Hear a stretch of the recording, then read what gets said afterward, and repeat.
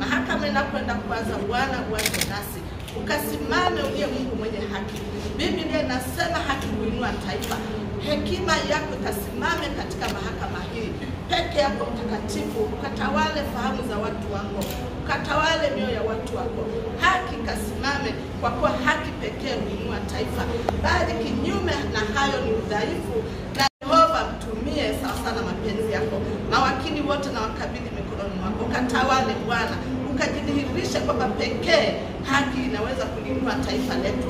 Zaidi ya hapo, hakimu atakapokuwa kinyume, Mungu wa mbinguni, wewe pekee utarudia. Lakini Bwana, ninajua mtumishi wako anasimamia haki. Haki kasimame, mawakili wakafanye haki, wakiamua kwa haki sawa sawa na uweza na mamlaka yako, kwa kuwa haki pekee italinua taifa letu. Naenda kinyume na kila roho za kuzimu zinazoweza kupitisha haki, zinazoweza kufanya asiyofaa. Hazina mamlaka, hazina nafasi katika jina la Yesu.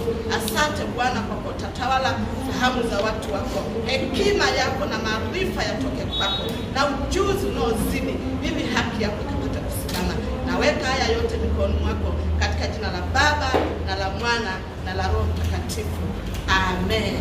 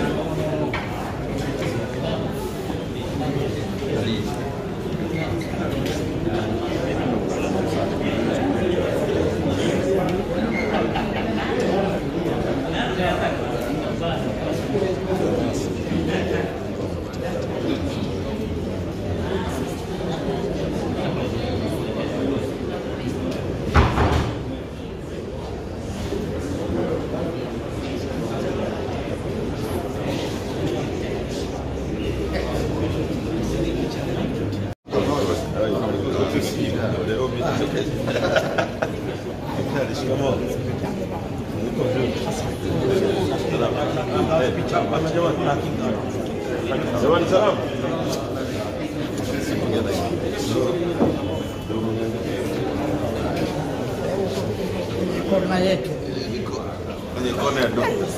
Mbona mnaishi msumbufu sana? Pole.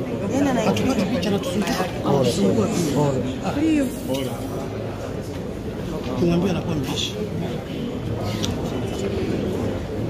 Kama hivi.